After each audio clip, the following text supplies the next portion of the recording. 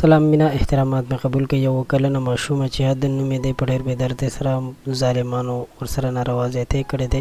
دغه ماشومه مړه شوې ده، وفات شوې ده، بلکې دغه کسانو په کاڼو باندې ویشتلې ده. ډېر انتهایي ظلم یې کړی دی، بلکې د ظلم انتها ده.